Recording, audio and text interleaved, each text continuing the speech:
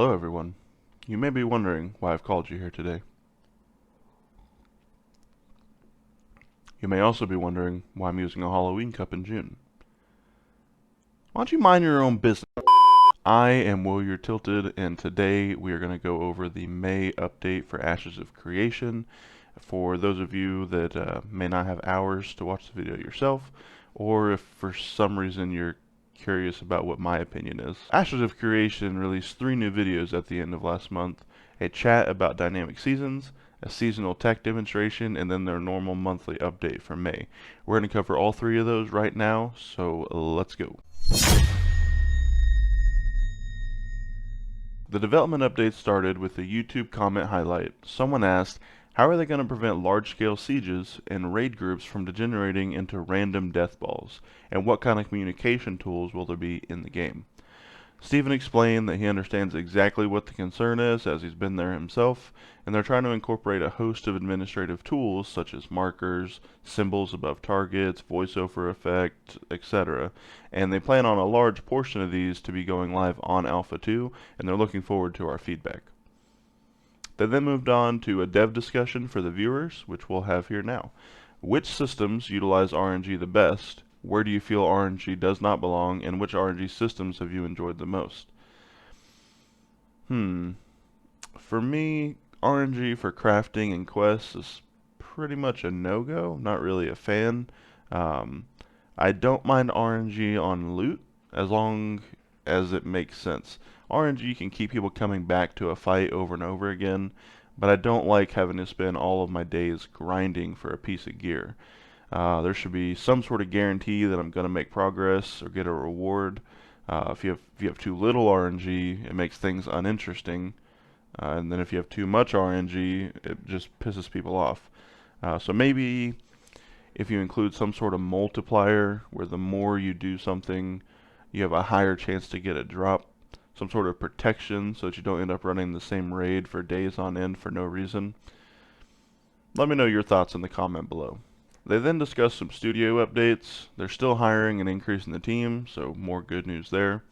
They cover the environmental update, which we'll go over next, so don't fret or go anywhere. They showed off one of the capital cities of the Aelan Empire from before the Exodus, and it'll serve as one of the starting areas for new players, and honestly it looks beautiful.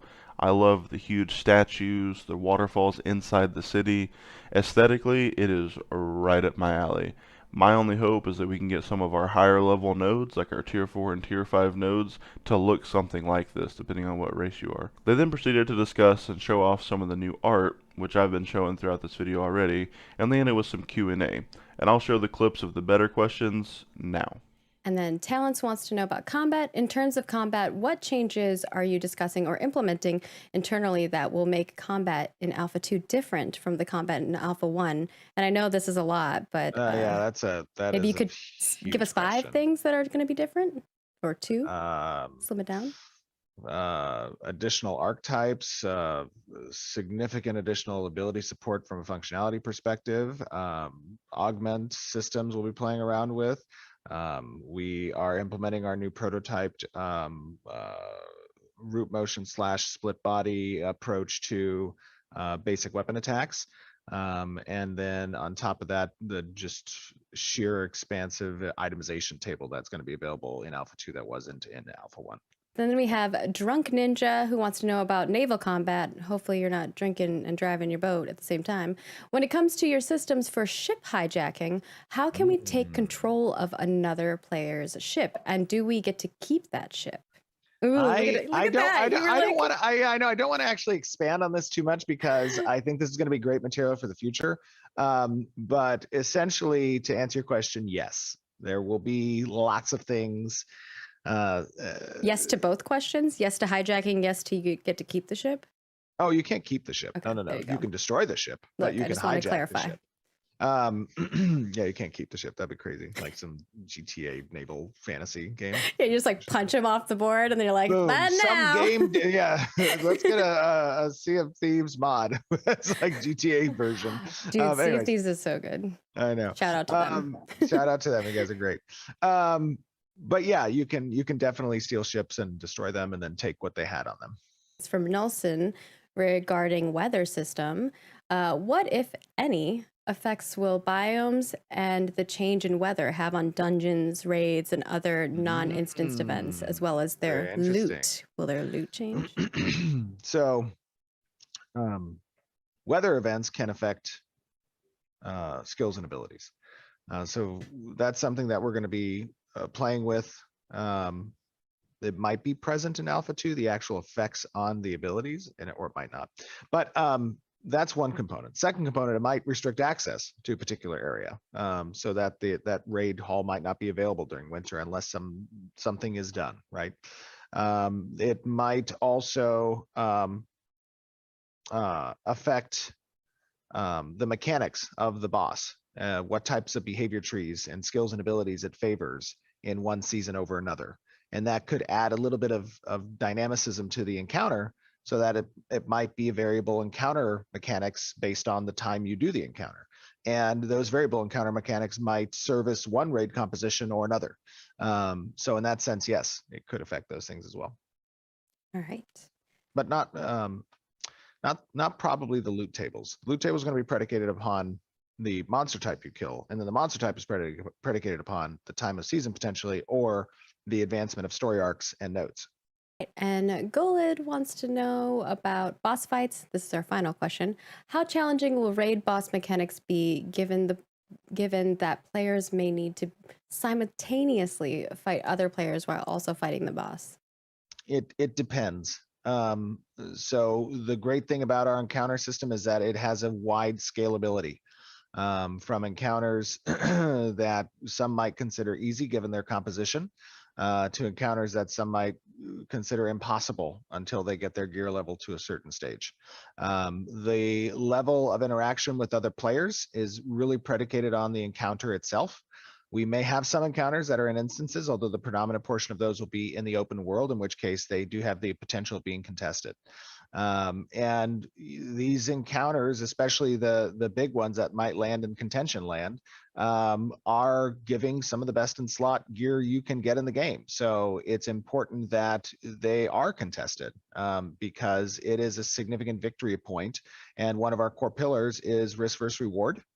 And the higher that risk, the higher that reward should be. So, those two things seem fitting. And then in addition, we do have the concept of winners and losers. Not everybody in Ashes of Creation is going to be a winner. And that sucks if you're not, I guess, but there is opportunity for you to continue to excel and become one, right? But it gives much more meaning to an achievement when not everybody gets the achievement.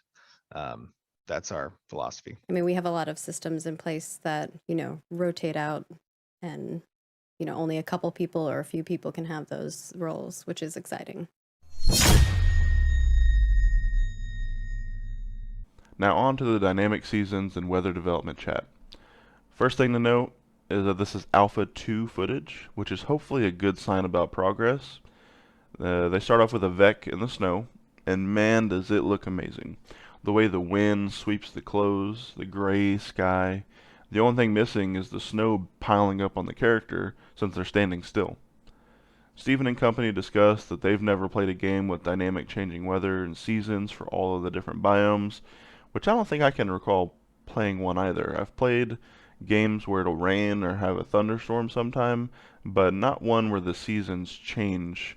And let me know if you guys can recall one in the comments below. The showcase seasons have been sped up to show everything off, but normally, as of right now, they cycle every week, still subject to change, and the transition will take hours. So as you log in, it'll be fall, and you'll notice the leaves falling, and then over the course of the day, snow will start to come down, and the skies will go gray, and the animals will change, and it's sort of little changes. So by the end of the day, you realize, oh, crap, it's wintertime, I didn't even notice. And the Riverlands area that they're in, as you can see now, has undergone a complete change. They've lost their leaves, the grass has died, snow particles are growing everywhere, and as you can see, he moves forward a little bit to a new area. Like I said, it's sped up. So the snow passes, the sun comes out. A bit later, the overcast comes back and it starts to storm. The spring gets ushered in with new plants, wildlife changes, the leaves are back on the tree, And the developers actually stated that they used whales as an inspiration for the environment. So shout out if you're from Wales, your country looks beautiful, and I'm jealous. Stephen goes on to explain that the season changes can be triggered by player-driven events as well, such as raid bosses forming or relics being activated. Why this is important is that it can affect all kinds of different things. Let's hear what Stephen has to say about it, since he'll say it better than I can.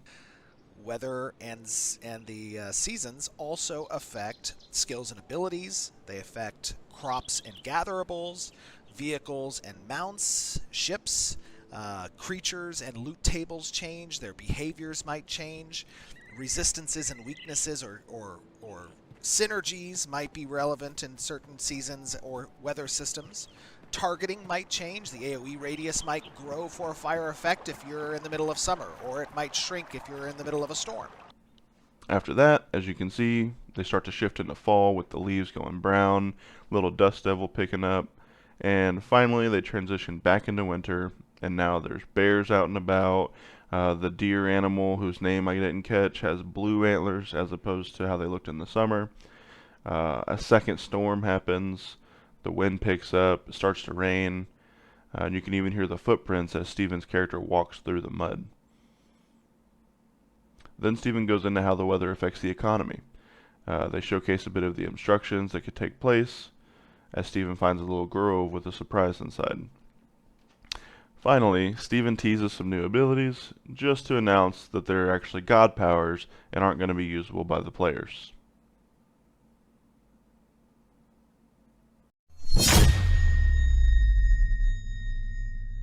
Finally, the third video, Seasons in the Riverlands, is just a quick video showing off the different seasons. It shows it all in a quick format, all the differences with the wildlife and the environment. Definitely worth a quick look if you have 4 minutes to spare. I'll show a little bit of it on screen. And that is all I have for you beautiful people today. If you haven't yet, but you want to make an account, you can use my referral code for the Ashes of Creation website. Join, get involved in the community, on the forums, start voicing your own opinions. If you enjoyed this video, want to see more like it, leave a like, comment, and consider subscribing, and I will see you next time.